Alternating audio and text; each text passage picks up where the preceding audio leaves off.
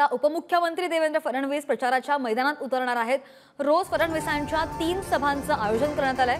फडणवीस राज्यभर दौरा सुद्धा करणार आहेत। तर फडणवीसांच्या दौऱ्याचं वेळापत्रक लवकरच जाहीर होईल आणि लोकसभेसाठी भाजपची खास रणनीती असणार आहे। महाविकास आघाडीविरोधात फडणवीस आता रान पेटवणार आहेत, त्यामुळे फडणवीस आता राज्यभर दौरा करणार आहेत। या संदर्भात आमचे प्रतिनिधी ओम जोडले गेलेले आहेत। ओम, आपण पाहतोय आता आगामी लोकसभा निवडणुकांच्या पार्श्वभूमीवर सगळ्याच पक्षांनी कंबर कसलेली आहे आणि आता त्यातच उपमुख्यमंत्री देवेंद्र फडणवीसांसुद्धा आता राज्यभर दौरा करणार आहेत। त्यांच्या दौऱ्याचं नेमकं स्वरूप कसं असणार आहे?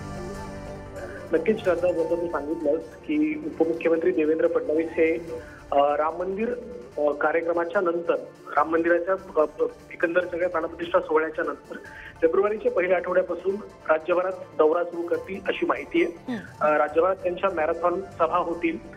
महायुतीचे नेते, भाजपचे एक प्रमुख स्टार प्रचारक म्हणून फडणवीसांकडे पाहिलं जातं आणि या अनुषंगानं लोकसभेचं जे भाजपनं टार्गेट 45हून अधिक जागांचं ठरवले, जो निर्धार त्यांनी केलाय, त्या अनुषंगाने भाजपची तयारी सुरू झाली।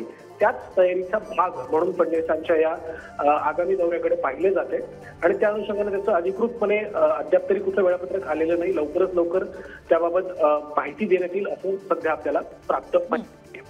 श्रद्धा, बरोबर, नक्कीच। तर फेब्रुवारीपासून हा प्रचार सुरू होणार आहे। धन्यवाद ओम, तुम्ही दिलेल्या सविस्तर माहितीसाठी।